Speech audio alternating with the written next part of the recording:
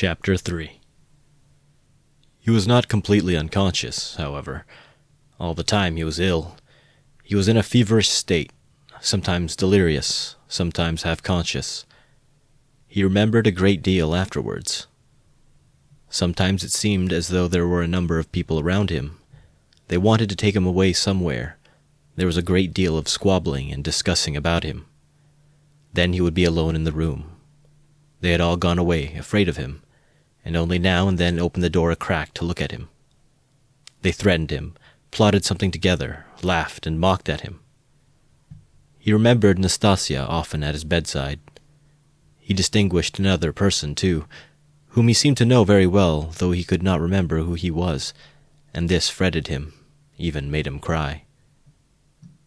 Sometimes he fancied he had been lying there a month. At other times it all seemed part of the same day. But of that, he had no recollection.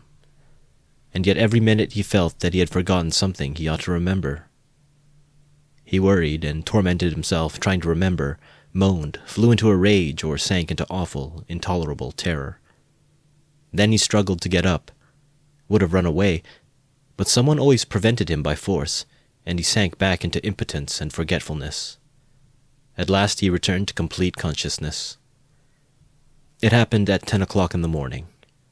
On fine days the sun shone into the room at that hour, throwing a streak of light on the right wall in the corner near the door. Nastasia was standing beside him with another person, a complete stranger, who was looking at him very inquisitively. He was a young man with a beard, wearing a full, short-waisted coat, and looked like a messenger. The landlady was peeping in at the half-open door. Raskolnikov sat up. "Who is this, Nastasia?" he asked, pointing to the young man. "I say, he's himself again," she said. "He is himself," echoed the man. Concluding that he had returned to his senses, the landlady closed the door and disappeared. She was always shy and dreaded conversations or discussions. She was a woman of 40, not at all bad-looking, fat and buxom, with black eyes and eyebrows, good-natured from fatness and laziness, and absurdly bashful. "Who are you?" he went on, addressing the man. But at that moment the door was flung open, and, stooping a little, as he was so tall, Razumikin came in. "What a cabinet it is!" he cried. "I'm always knocking my head. You call this a lodging? So you are conscious, brother? I've just heard the news from Plashenka." "He has just come to," said Nastasia. "Just come to," echoed the young man, again with a smile. "And who are you?" Razumikin asked, suddenly addressing him. "My name is Vrazumikin, at your service. Not Razumikin, as I am always called, but Vrazumikin, a student and gentleman, and he is my friend. So, who are you?" "I am the messenger from our office, from the merchant Shelopev, and I've come on business." "Please sit down." Razumikin seated himself on the other side of the table. "It's a good thing you've come too, brother," he went on to Raskolnikov. "For the last 4 days you have scarcely eaten or drunk anything. We had to give you tea in spoonfuls. I brought Zosimov to see you twice. You remember Zosimov? He examined you carefully and said at once it was nothing serious. Something seemed to have gone to your head. Some nervous nonsense, the result of bad feeding. He says you have not had enough beer and radish, but it's nothing much. It will pass, and you will be all right. Zosimov is a first-rate fellow. He is making quite a name. Come, I won't keep you," he said, addressing the man again. "Will you explain what you want? You must know Rodya. This is the second time they have sent from the office, but it was another man last time, and I talked to him. Who was it came before?" "That was the day before yesterday, I venture to say. If you please, sir, that was Alexei Semyonovitch. He is in our office too." "He was more intelligent than you, don't you think so?" "Yes, indeed, sir. He is of more weight than I am." "Quite so. Go on." At your mamma's request, through Afanasy Ivanovich Vahrushin, of whom I presume you have heard more than once, a remittance is sent to you from our office," the man began, addressing Raskolnikov. "If you are in an intelligible condition, I've 35 rubles to remit to you, as Semyon Semyonovich has received from Afanasy Ivanovich, at your mamma's request, instruction to that effect, as on previous occasions. Do you know him, sir?" Yes, I remember. Vahrushin," Raskolnikov said dreamily. "You hear? He knows Vahrushin," cried Razumikin. "He is in intelligible condition. And I see you are an intelligent man, too. Well, it's always pleasant to hear words of wisdom." "That's the gentleman Vahrushin, Afanasy Ivanovich. And at the request of your mamma, who has sent you a remittance once before in the same manner through him, he did not refuse this time also, and sent instructions to Semyon Semyonovich some days since to hand you 35 rubles in the hope of better to come." "That hoping for better to come is the best thing you've said, though your mamma is not bad either. Come then, what do you say? Is he fully conscious, eh?" "That's all right, if only he can sign this little paper." "He can scroll his name. Have you got the book?" "Yes, here's the book." "Give it to me. Here, Rodya, sit up. I'll hold you. Take the pen and scribble Raskolnikov for him. For just now, brother, money is sweeter to us than treacle." "I don't want it," said Raskolnikov, pushing away the pen. "Not want it?" "I won't sign it." "How the devil can you do without signing it?" "I don't want the money." "Don't want the money? Come, brother, that's nonsense. I bear witness. Don't trouble, please. It's only that he is on his travels again. But that's pretty common with him at all times, though. You are a man of judgment, and we will take him in hand. That is, more simply, take his hand, and he will sign it. Here." "But I can come another time." No. Why should we trouble you? You are a man of judgment." "Now, Rodya, don't keep your visitor. You see, he is waiting." And he made ready to hold Raskolnikov's hand in earnest. "Stop! I'll do it alone," said the latter, taking the pen and signing his name. The messenger took out the money and left. "Bravo! And now, brother, are you hungry?" "Yes," answered Raskolnikov. "Is there any soup?" "Some of yesterday's," answered Nastasia, who was still standing there. "With potatoes and rice in it?" "Yes." "I know it by heart. Bring soup and give us some tea." "Very well." Raskolnikov looked at all this with profound astonishment and a dull, unreasoning terror. He made up his mind to keep quiet and see what would happen. "I believe I am not wandering. I believe it's reality," he thought. In a couple of minutes, Nastasia returned with the soup and announced that the tea would be ready directly. With the soup, she brought 2 spoons, 2 plates, salt, pepper, mustard for the beef, and so on. The table was set as it had not been for a long time. The cloth was clean. "It would not be amiss, Nastasia, if Praskovya Pavlovna were to send us a couple of bottles of beer. We could empty them." "Well, you're a cool hand," muttered Nastasia, and she departed to carry out his orders. Raskolnikov still gazed wildly with strained attention. Meanwhile, Razumikin sat down on the sofa beside him, as clumsily as a bear put his left arm around Raskolnikov's head, although he was able to sit up, and with his right hand gave him a spoonful of soup, blowing on it that it might not burn him. But the soup was only just warm. Raskolnikov swallowed 1 spoonful greedily, then a second, then a third. But after giving him a few more spoonfuls of soup, Razumikin suddenly stopped and said that he must ask Zossimov whether he ought to have more. Nastasia came in with 2 bottles of beer. "And will you have tea?" "Yes." "Cut along, Nastasia, and bring some tea. For tea we may venture on what without the faculty, but here is the beer."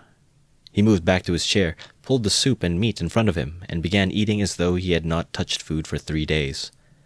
"I must tell you, Rodya, I dine like this here every day now," he mumbled with his mouth full of beef. "And it's all Pashenka, your dear little landlady, who sees to that. She loves to do anything for me. I don't ask for it, but, of course, I don't object. And here's Nastasia with the tea. She's a quick girl. Nastasia, my dear, won't you have some beer?" "Get along with your nonsense." "A cup of tea, then?" A cup of tea, maybe." "Pour it out. Stay, I'll pour it out myself. Sit down." He poured out 2 cups, left his dinner, and sat on the sofa again. As before, he put his left arm round the sick man's head, raised him up, and gave him tea in spoonfuls, again blowing each spoonful steadily and earnestly, as though this process was the principal and most effective means towards his friend's recovery. Raskolnikov said nothing, and made no resistance, though he felt quite strong enough to sit up on the sofa without support, and could not merely have held a cup or a spoon, but even perhaps could have walked about. But from some queer, almost animal, cunning, he conceived the idea of hiding his strength and lying low for a time, pretending, if necessary, not to be yet in full possession of his faculties, and meanwhile listening to find out what was going on. Yet he could not overcome his sense of repugnance. After sipping a dozen spoonfuls of tea, he suddenly released his head, pushed the spoon away capriciously, and sank back on the pillow. There were actually real pillows under his head now, down pillows in clean cases. He observed that, too, and took note of it. "Pashenka must give us some raspberry jam today to make him some raspberry tea," said Razumikin, going back to his chair and attacking his soup and beer again.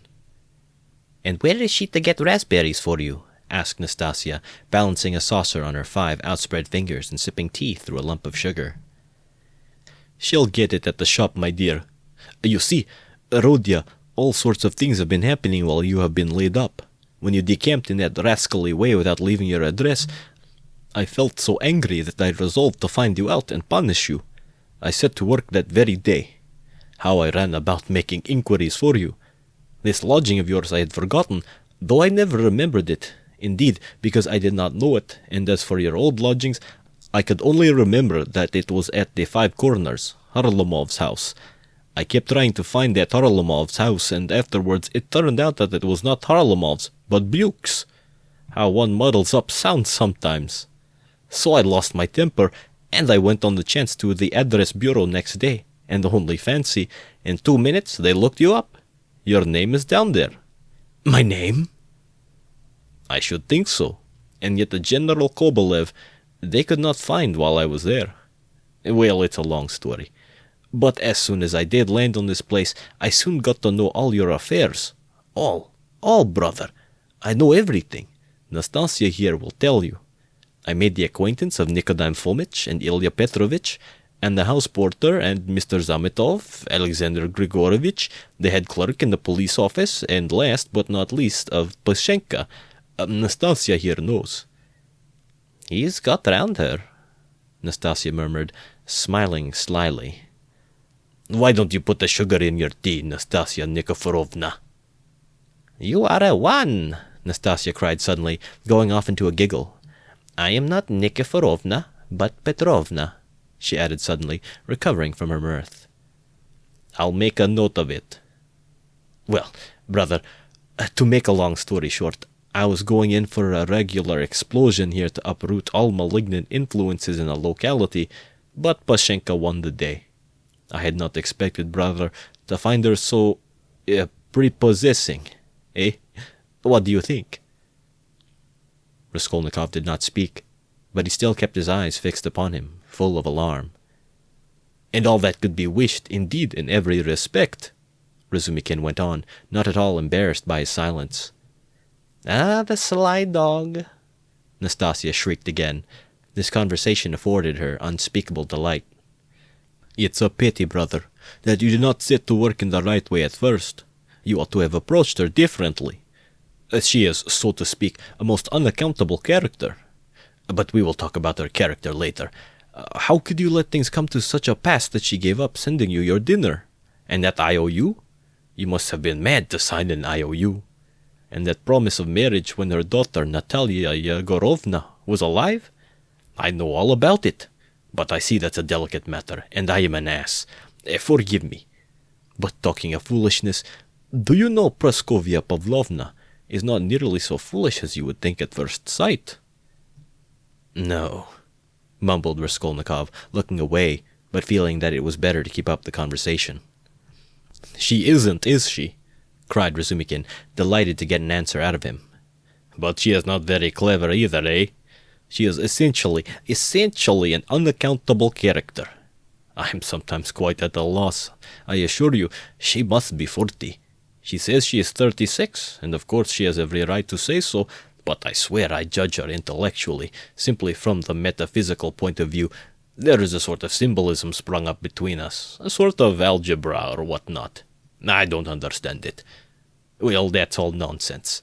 Only seeing that you are not a student now and have lost your lessons and your clothes, and that through the young lady's death she has no need to treat you as a relation, she suddenly took fright, and as you hid in your den and dropped all your old relations with her, she planned to get rid of you.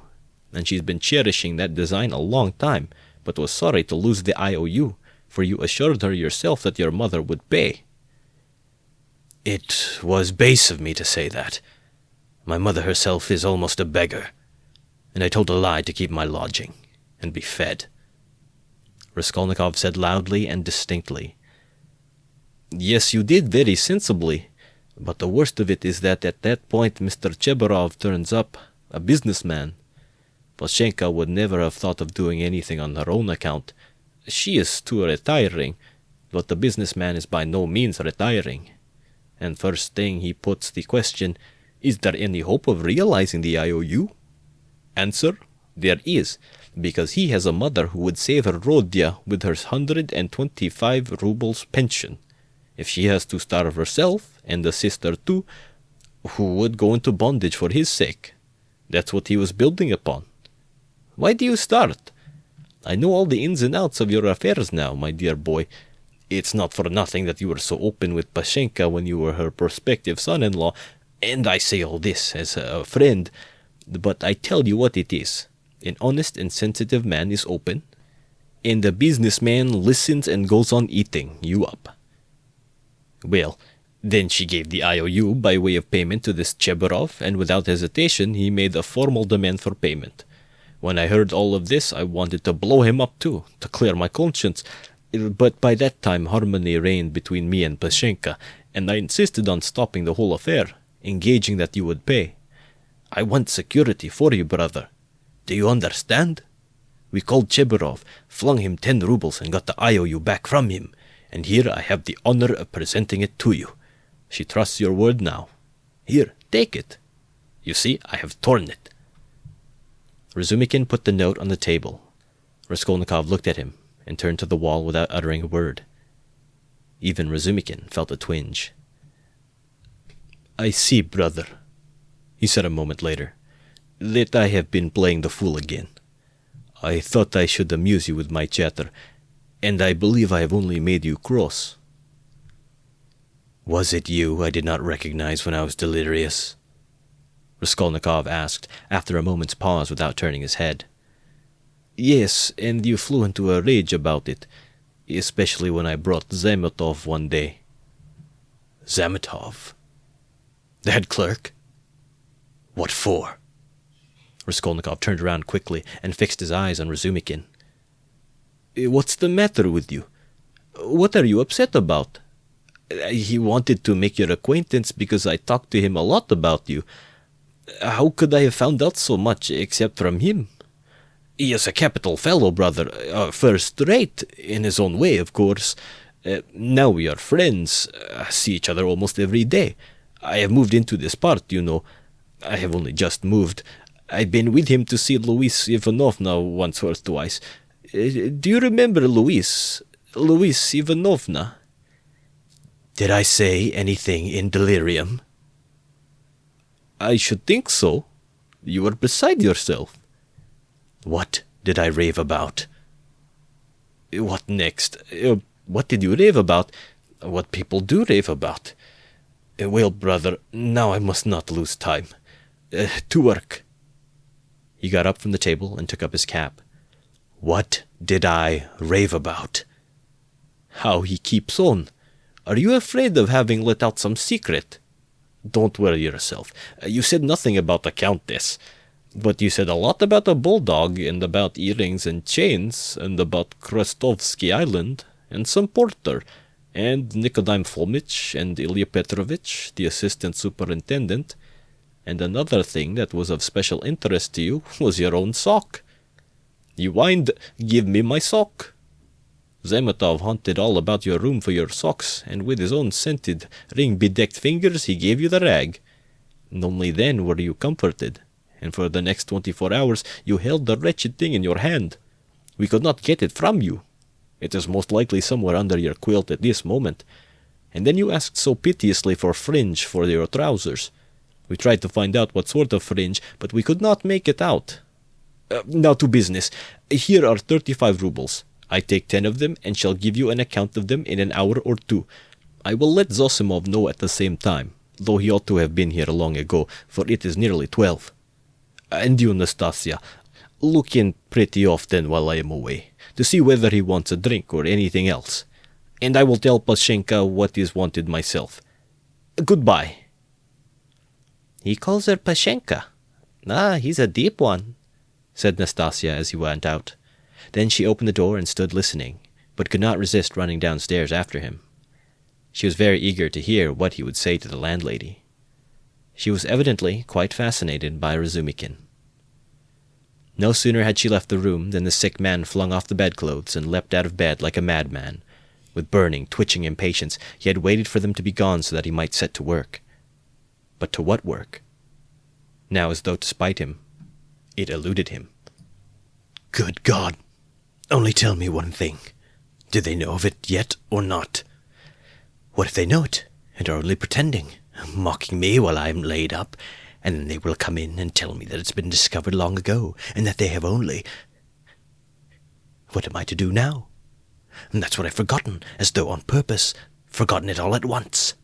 I remembered a minute ago. He stood in the middle of the room and gazed in miserable bewilderment about him. He walked to the door, opened it, listened, but that was not what he wanted. Suddenly, as though recalling something, he rushed to the corner where there was a hole under the paper, began examining it, put his hand into the hole, fumbled, but that was not it. He went to the stove, opened it, and began rummaging in the ashes. The frayed edges of his trousers and the rags cut off his pocket were lying there just as he had thrown them. No one had looked then. Then he remembered the socks about which Razumikin had just been telling him. Yes, there it lay on the sofa, under the quilt, but it was so covered with dust and grime that Zametov could not have seen anything on it. Bah! Zametov, the police office. And why am I sent for to the police office? Where's the notice? Puh! I'm mixing it up. That was then. I looked at my sock then too, but now I've been ill. But what did Zametov come for? Why did Razumikin bring him in? He muttered, helplessly, sitting on the sofa again. What does it mean? Am I still in delirium, or is it real? I believe it is real. Ah! I remember. I must escape. Make haste to escape. Yes, I must escape. Yes. But where? And where are my clothes? I've no boots. They've taken them away. They've hidden them. I understand. Here's my coat. They passed that over. And here's the money on the table. Thank God. And here's the IOU. I'll take the money and go and take another lodging. They won't find me. Yes, but the address bureau. They'll find me. Razumikin will find me. Better escape altogether, far away, to America, and let them do their worst. And take the IOU. It would be of use there. What else shall I take? They think I'm ill. They don't know that I can walk. I can see by their eyes that they know all about it. If only I could get downstairs. And what if they have set a watch there? Policeman. What's this tea? And here's a beer left. Half a bottle. Cold. He snatched up the bottle, which still contained a glassful of beer, and gulped it down with relish, as though quenching a flame in his breast. But in another minute the beer had gone to his head, and a faint and even pleasant shiver ran down his spine. He lay down and pulled the quilt over him. His sick and incoherent thoughts grew more and more disconnected, and soon a light, pleasant drowsiness came upon him. With a sense of comfort, he nestled his head into the pillow, wrapped more closely about him the soft, wadded quilt which had replaced the old, ragged greatcoat, sighed softly, and sank into a deep, sound, refreshing sleep. He woke up, hearing someone come in. He opened his eyes and saw Razumikin standing in the doorway, uncertain whether to come in or not. Raskolnikov sat up quickly on the sofa and gazed at him, as though trying to recall something. "Ah, you are not asleep. Here I am. Nastasia, bring in the parcel," Razumikin shouted down the stairs. "You shall have the account directly." "What time is it?" asked Raskolnikov, looking around uneasily. "Yes, you had a fine sleep, brother. It's almost evening. It will be 6 o'clock directly. You have slept more than 6 hours. "Good heavens! Have I?" "And why not? It will do you good. What's the hurry? At rest, is it? We've all time before us. I've been waiting for the last 3 hours for you. I've been up twice and found you asleep. I've called on Zosimov twice, not at home, only fancy. But no matter, he will turn up. I've been out on my own business, too. You know I've been moving today, moving with my uncle. I have an uncle living with me now, but that's no matter. To business. Give me the parcel, Nastasia. We will open it directly. And how do you feel now, brother?" "I am quite well. I am not ill. Razumikin, have you been here long?" "I tell you I've been waiting for the last 3 hours." "No, before." "How do you mean?"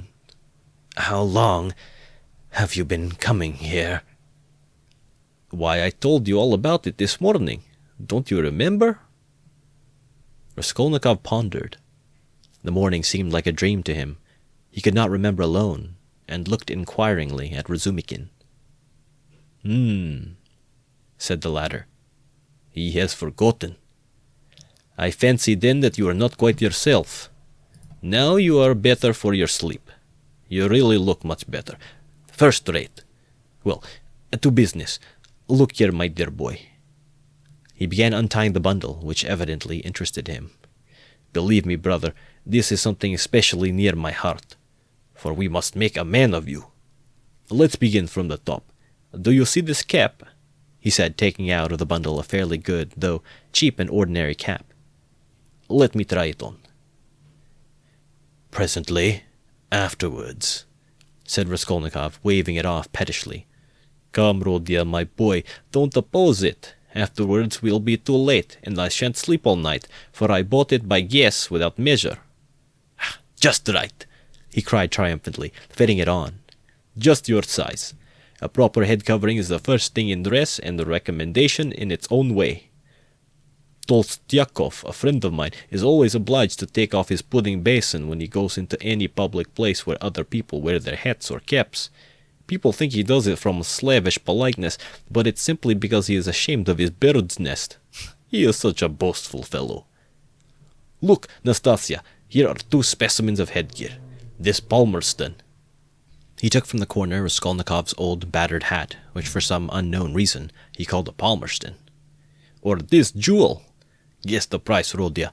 What do you suppose I paid for it, Nastasia?" he said, turning to her, seeing that Raskolnikov did not speak. 20 kopecks, no more, I dare say," answered Nastasia. 20 kopecks? Silly!" he cried, offended. "Why, nowadays you would cost more than that. 80 kopecks. And that only because it has been worn, and it's bought on condition that when it's worn out they will give you another next year. Yes, on my word. Well, now let us pass to the United States of America, as they called them at school. I assure you I am proud of these breeches." And he exhibited to Raskolnikov a pair of light summer trousers of grey woolen material. "No holes, no spots, and quite respectable, although a little worn, and the waistcoat to match, quite in the fashion. And its being worn really is an improvement. It's softer, smoother. You see, Rodya, to my thinking, the great thing for getting on in the world is always to keep to the seasons. If you don't insist on having asparagus in January, you keep your money in your purse, and it's the same with this purchase. It's summer now, so I've been buying summer things. Warmer materials will be wanted for autumn, so you will have to throw these away in any case. Especially as they will be done for by then from their own lack of coherence, if not your higher standard of luxury. Come, price them. What do you say? 2 rubles 25 kopecks. And remember the condition. If you wear these out, you will have another suit for nothing.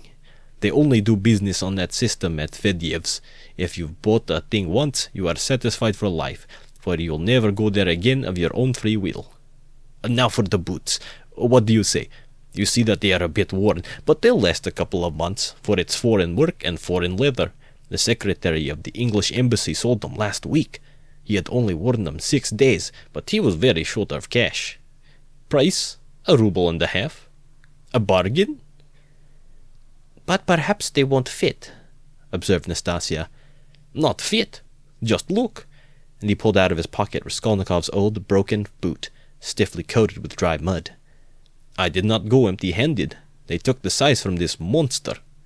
We all did our best. And as to your linen, your landlady has seen to that. Here, to begin with are 3 shirts, hempen, but with a fashionable front. Well, now then, 80 kopecks the cap, 2 rubles 25 kopecks the suit, together 3 rubles 5 kopecks, 1.5 rubles for the boots, for you see, they are very good, and that makes 4 rubles 55 kopecks, 5 rubles for the underclothes. They were brought in the low, which makes exactly 9 rubles 55 kopecks, 45 kopecks change in coppers. Will you take it? And so, Rodya, you are set up with a complete new rig-out, for your overcoat will serve and even has a style of its own. That comes from getting one's clothes from charmers. As for your socks and other things, I leave them to you. We've 25 rubles left, and as for Pashenka and paying for your lodging, don't you worry. I tell you she'll trust you for anything. And now, brother, let me change your linen, for I dare say you will throw off your illness with your shirt. Let me be. I don't want to. Raskolnikov waved him off. He had listened with disgust to Razumikin's efforts to be playful about his purchases. Come, brother, don't tell me I've been trudging around for nothing, Razumikin insisted. Nastasia, don't be bashful, but help me. That's it. And in spite of Raskolnikov's resistance, he changed his linen. The latter sank back on the pillows and for a minute or two said nothing. It will be long before I get rid of them, he thought. What money was all that bought with? He asked at last, gazing at the wall. Money? Why, your own. What the messenger brought from Varushin, your mother sent it.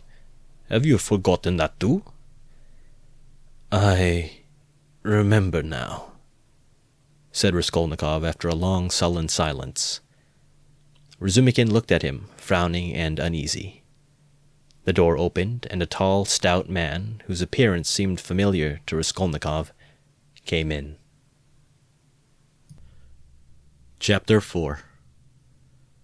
Zosimov was a tall, fat man with a puffy, colorless, clean-shaven face and straight flaxen hair.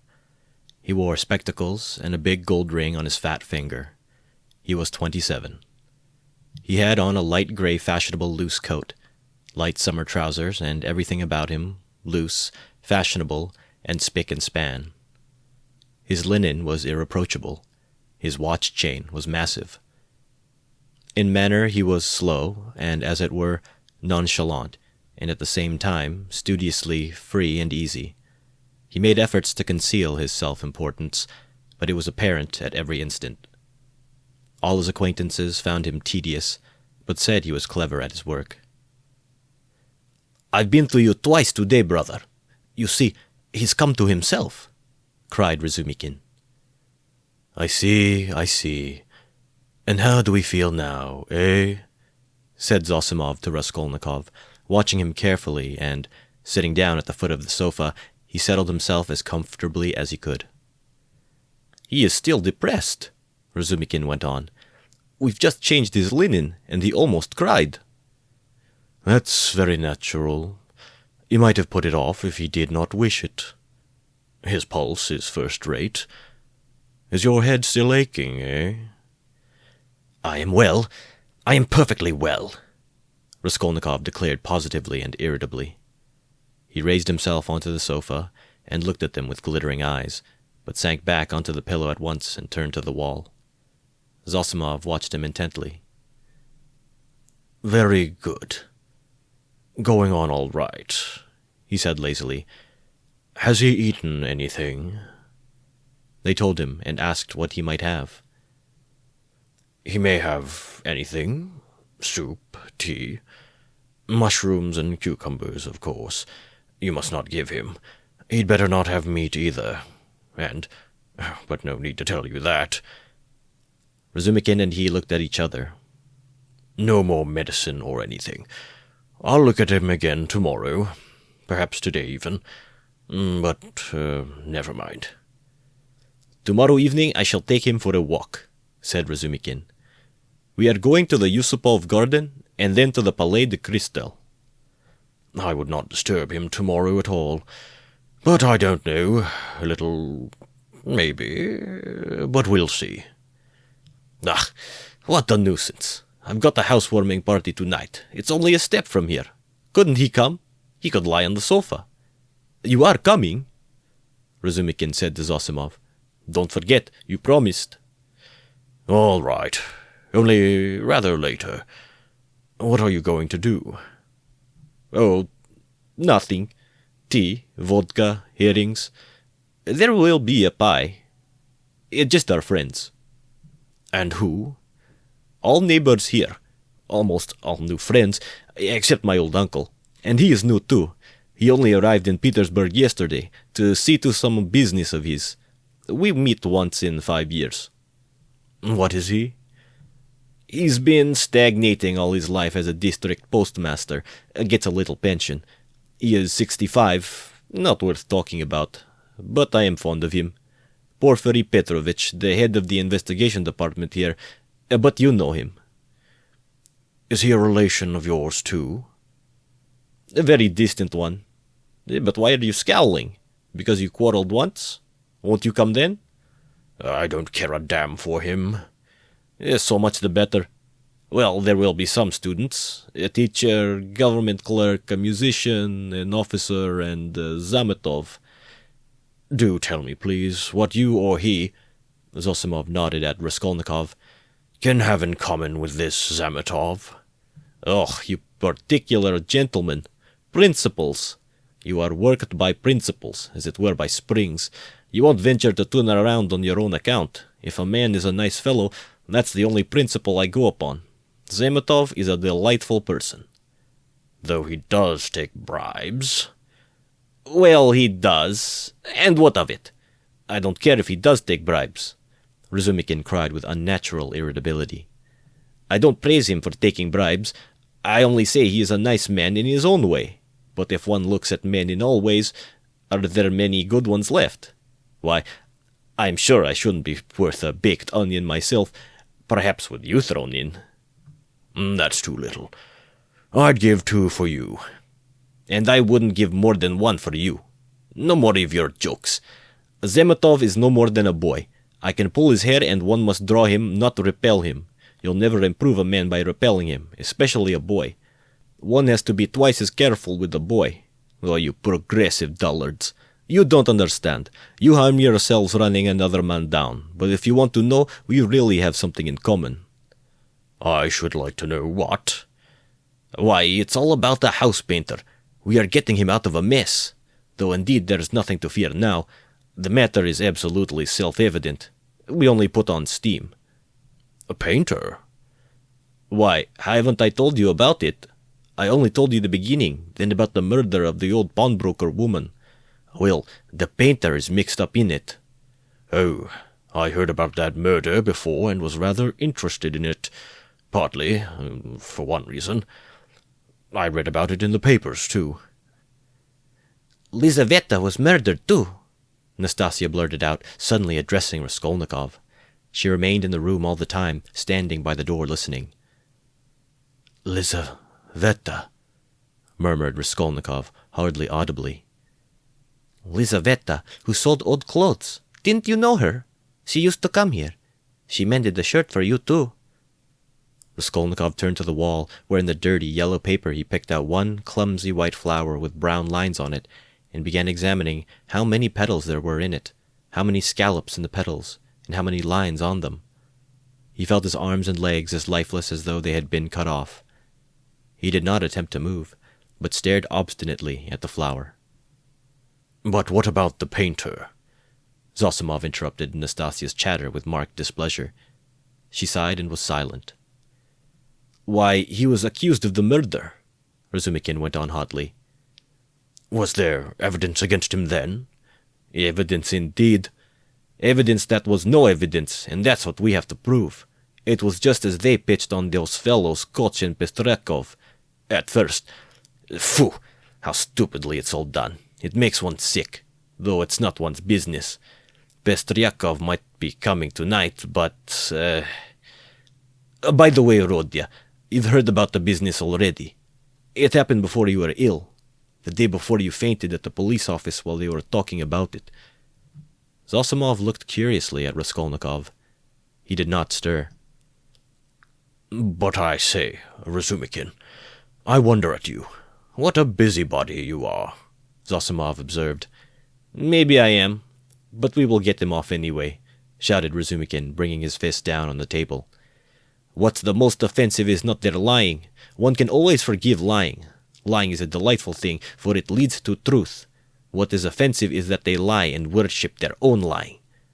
I respect Porfiry, but what threw them out at first? The door was locked, and when they came back with the porter, it was open, so it followed that Koch and Pestryakov were the murderers. That was their logic." But don't excite yourself. They simply detained them. They could not help that. And, by the way, I've met that man Koch. He used to buy unredeemed pledges from the old woman, Yes, he is a swindler. He buys up bad debts, too. He makes a profession of it. But enough of him. Do you know what makes me angry? It's their sickening, rotten, petrified routine. And this case might be the means of introducing a new method. One can show from the psychological data alone how to get on the track of the real man. We have facts, they say, but facts are not everything. At least half the business lies in how you interpret them. Can you interpret them then? Anyway, one can't hold one's tongue when one has a feeling, a tangible feeling. That one might be a help if only... Do you know the details of the case? I'm waiting to hear about the painter. Oh, yes, well, here's the story. Early on the third day after the murder, when they were still dandling Koch and Pestryakov, though they accounted for every step they took, and it was as plain as a pikestaff, an unexpected fact turned up. A peasant called Dushkin, who keeps a drum shop facing the house, brought to the police office a jeweler's case containing some gold earrings and told a long rigmarole. The day before yesterday, just after 8 o'clock, marked the day and the hour, a journeyman house painter, Nikolai, who had been in to see me already that day, brought me this box of gold earrings and stones and asked me to give him 2 rubles for them. When I asked him where he got them, he said that he picked them up in the street. I did not ask him anything more. I am telling you Dushkin's story. I gave him a note, a ruble that is, for I thought if he did not pawn it with me, he would with another. It would all come to the same thing. He'd spend it on drink, so the thing had better be with me. The further you hide it, the quicker you will find it, and if anything turns up, if I hear any rumors, I'll take it to the police. Of course, that's all taradiddle. He lies like a horse, for I know this Dushkin. He is a pawnbroker and the receiver of stolen goods, and he did not cheat Nikolai out of a 30-ruble trinket in order to give it to the police. He was simply afraid. But no matter, to return to Dushkin's story. I've known this peasant Nikolai Dementiev from a child. He comes from the same province and district of Zaraisk. We are both Ryazan men, and though Nikolai is not a drunkard, he drinks, and I know he had a job in that house, painting work with Dmitri, who comes from the same village too. As soon as he got the ruble, he changed it, had a couple of glasses, took his change, and went out. But I did not see Dmitri with him then. And the next day I heard that someone had murdered Alyona Ivanovna and her sister Lizaveta Ivanovna with an axe. I knew them, and I felt suspicious about the earrings at once, for I knew the murdered woman lent money on pledges. I went to the house and began to make careful inquiries without saying a word to anyone. First of all, I asked, "Is Nikolai here?" Dmitri told me that Nikolai had gone off on a spree. He had come home at daybreak drunk, stayed in the house about 10 minutes and went out again. Dmitri didn't see him again and is finishing the job alone. And their job is on the same staircase as the murder, on the 2nd floor. When I heard all that, I did not say a word to anyone. That's Dushkin's tale. But I found out what I could about the murder, and went home feeling as suspicious as ever. And at 8 o'clock this morning, that was the 3rd day, you understand, I saw Nikolai coming in, not sober, though not to say very drunk. He could understand what was said to him. He sat down on the bench and did not speak. There was only one stranger in the bar, and a man I knew asleep on a bench, and our 2 boys. "Have you seen Dmitri?" said I. "No, I haven't," said he. "And you've not been here either?" "Not since the day before yesterday," said he. "And where did you sleep last night?" "In Pesky, with the Kolomensky men." "And where did you get those earrings?" I asked. "I found them in the street, and the way he said it was a bit queer. He did not look at me." "Did you hear what happened that very evening, at that very hour, on that same staircase?" said I. "No," said he. I had not heard, and all the while he was listening, his eyes were staring out of his head, and he turned as white as chalk. I told him all about it, and he took his hat and began getting up. I wanted to keep him. "Wait a bit, Nikolai," said I. "Won't you have a drink?" And I signed to the boy to hold the door, and I came out from behind the bar, but he darted out and down the street to the turning at a run. I had not seen him since. Then my doubts were at an end. It was his doing, as clear as could be. "I should think so," said Zosimov. "Wait, hear the end. Of course they sought high and low for Nikolai. They detained Dushkin and searched his house. Dmitri, too, was arrested. The Kolomensky men also were turned inside out. And the day before yesterday they arrested Nikolai in a tavern at the end of the town. He had gone there, taken the silver cross off his neck and asked for a dram for it. They gave it to him. A few minutes afterwards the woman went to the cowshed, and through a crack in the wall she saw in the stable adjoining he had made a noose of his sash from the beam, stood on a block of wood and was trying to put his neck in the noose. The woman screeched her hardest. People ran in. 'So that's what you are up to. Take me,' he says, 'to such and such a police officer. I'll confess everything.' Well, they took him to that police station, that is here, with a suitable escort. So they asked him this and that, how old he is, 22, and so on. At the question, when you were working with Dmitri, didn't you see anyone on the staircase at such and such a time? Answer, to be sure, folks may have gone up and down, but I did not notice them. And don't you hear anything, any noise, and so on? We heard nothing special. And did you hear, Nikolai, that on the same day widow so-and-so and her sister were murdered and robbed? I never knew a thing about it. The first I heard of it was from Afanasy Pavlovich, the day before yesterday. And where did you find the earrings? I found them on the pavement. Why didn't you go to work with Dmitri the other day? Because I was drinking. And what were you drinking? Oh, in such and such a place. Why did you run away from Dushkin's? Because I was awfully frightened. What were you frightened of? That I should be accused. How could you be frightened if you feel free from guilt? Now, Zosimov, you may not believe me. That question was put literally in those words. I know it for a fact. It was repeated to me exactly. What do you say to that? Well, anyway, there's the evidence. I'm not talking of the evidence now. I'm talking about that question, of their own idea of themselves. Well, so they squeezed and squeezed him, and he confessed. I did not find it in the street, but in the flat where I was painting with Dmitri. And how was that? Why, Dmitri and I were painting there all day, and we were just getting ready to go, and Dmitri took a brush and painted my face, and he ran off, and I after him. I ran after him, shouting my hardest, and at the bottom of the stairs, I ran against the porter and some gentlemen, and how many gentlemen were there, I don't remember. And the porter swore at me, and the other porter swore too. And the porter's wife came out and swore at us too. And the gentleman came into the entry with a lady, and he swore at us too, for Dmitri and I lay right across the way. I got hold of Dmitri's hair and knocked him down and began beating him, and Dmitri too caught me by the hair and began beating me. But we did it all not for temper, but in a friendly way, for sport. And then Dmitri escaped and ran into the street, and I ran after him, But I did not catch him, and went back to the flat alone. I had to clear up my things. I began putting them together, expecting Dmitri to come, and there in the passage, in the corner by the door, I stepped on the box. I saw it lying there, wrapped up in paper. I took off the paper, saw some little hooks, undid them, and in the box were the earrings. Behind the door? Lying behind the door? Behind the door?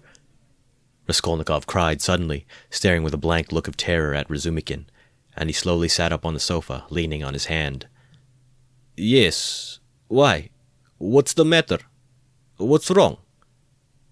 Razumikin, too, got up from his seat. Nothing, Raskolnikov answered faintly, turning to the wall. All were silent for a while. You must have woken from a dream, Razumikin said at last, looking inquiringly at Zosimov. The latter slightly shook his head.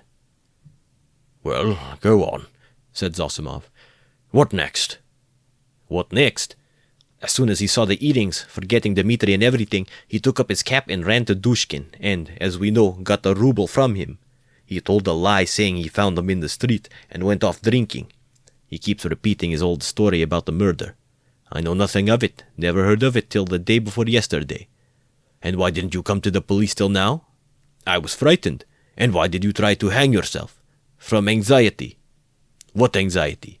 That I should be accused of it. Well, that's the whole story. And now what do you suppose they deduced from that?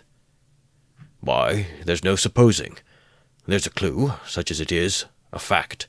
You wouldn't have your painter set free? No, they've simply taken him for the murderer. They haven't a shadow of doubt. That's nonsense. You are excited. But what about the earrings? You must admit that, if on the very same day and hour earrings from the old woman's box have come into Nikolai's hands, they must have come there somehow. That's a good deal in such a case. How did they get there? How did they get there? Cried Razumikin. How can you, a doctor, whose duty it is to study men and who has more opportunity than anyone else for studying human nature, how can you fail to see the character of the man in the whole story? Don't you see at once that the answers he has given in the examination are the holy truth? They came into his hand precisely as he has told us. He stepped on the box and picked it up. The holy truth. But didn't he own himself that he told a lie at first? Listen to me. Listen attentively. The porter and Koch and Pestryakov and the other porter and the wife of the first porter and the woman who was sitting in the porter's lodge and the man Kryukov who had just got out of a cab at that minute and went in at the entry with a lady on his arm. That is 8 or 10 witnesses. Agree that Nikolai had Dmitri on the ground, was lying on him, beating him, while Dmitri hung onto his hair, beating him too. They lay right across the way, blocking the thoroughfare. They were sworn at on all sides while they, like children, were falling over one another, squalling, fighting and laughing with the funniest faces and chasing one another like children. They ran into the street. Now take careful note.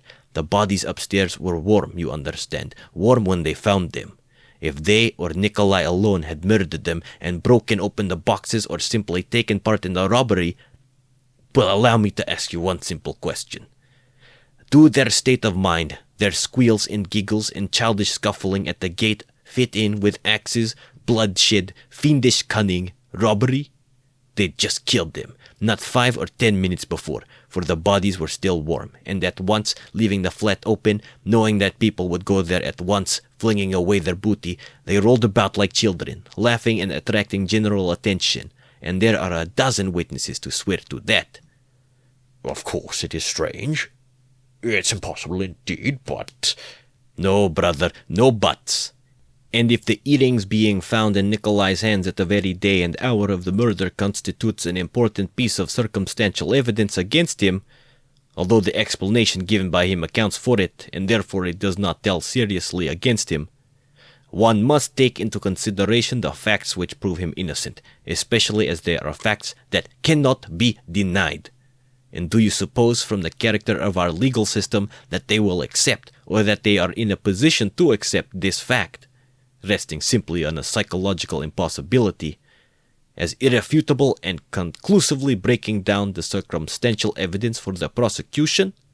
No, they won't accept it. They certainly won't, because they found the jewel case and the man tried to hang himself, which he could not have done if he hadn't felt guilty. That's the point. That's what excites me. You must understand. Oh, I see you are excited. Wait a bit. I forgot to ask you. What proof is there that the box came from the old woman? That's been proved, said Razumikin with apparent reluctance, frowning. Koch recognized the jewel case and gave the name of the owner, who proved conclusively that it was his. That's bad. Now, another point. Did anyone see Nikolai at the time that Koch and Pestryakov were going upstairs at first? And is there no evidence about that? Nobody did see him, Razumikin answered with vexation.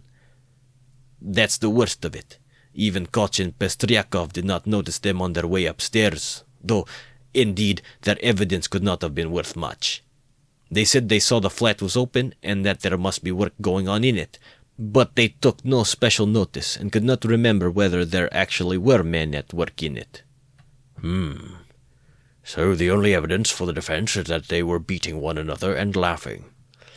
That constitutes a strong presumption, but how do you explain the facts yourself? How do I explain them? What is there to explain? It's clear. At any rate, the direction in which explanation is to be sought is clear, and the jewel case points to it. The real murderer dropped those earrings. The murderer was upstairs, locked in, when Koch and Pestryakov knocked at the door.